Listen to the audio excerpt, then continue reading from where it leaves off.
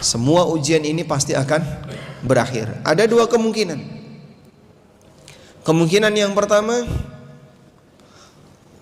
manusia ini meninggal dalam posisi ujiannya itu belum hilang. Ada nggak Pak orang yang sakit sampai mati sakitnya belum sembuh? Banyak. Sehingga dia diuji oleh Allah dalam bentuk penyakit, dan sakitnya itu bertahan melekat pada diri orang ini sampai orangnya meninggal dunia. Sampai dia mati sakitnya belum sembuh. Kira-kira dia yang sakit sampai mati belum sembuh, kemudian dia mati dalam kondisi sakit tadi, su'ul khatimah atau husnul khatimah? Su'ul khatimah atau husnul khatimah? Ya? Tidak tahu. Tidak tahu. Ada indikasi apa yang bisa kita jadikan sebagai alat untuk menentukan ini su'ul khatimah dan husnul khatimah? Ya? Suasana batin dia, kesabaran dia. Anda jangan memahami bahwasanya husnul khatimah itu hanya terbatas bagi mereka yang mati dalam keadaan sujud, yang mati ketika sholat, atau yang mati ketika di medan jihad, atau mati ketika ibadah yang lainnya. Nabi Muhammad SAW itu meninggal dunia dalam kondisi beliau sakit di pangkuan Aisyah. Beliau tidak meninggal dalam kondisi sedang sujud atau sedang sholat. Abu Bakar As-Siddiq radhiyallahu anhu, beliau meninggal dunia dalam keadaan beliau sedang sakit di atas ranjang. Beliau wafat.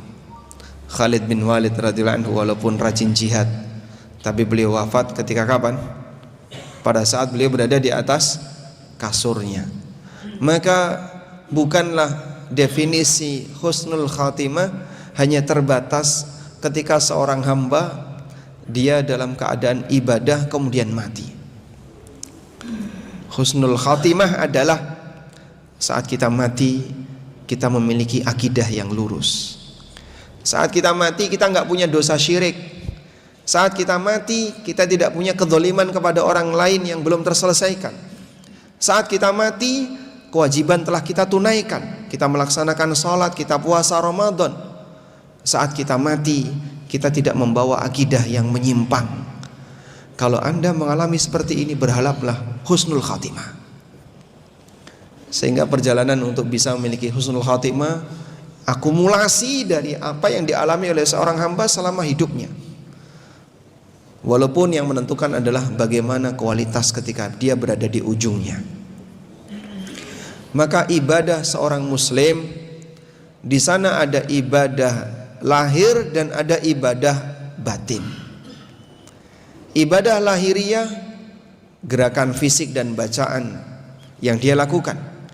Ibadah batin, bagaimana dia bisa menjaga iman dan memiliki akidah yang lurus kepada Allah Subhanahu wa ta'ala. Apabila seorang muslim dia bisa menjaga dua ini sampai mati, berarti dia telah berhasil untuk menjadi ahli ibadah.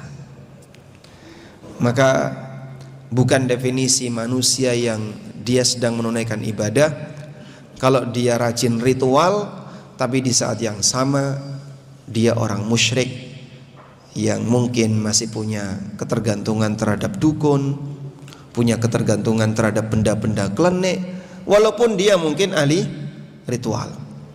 Karena ibadah itu tidak hanya sebatas diukur dari ritualnya.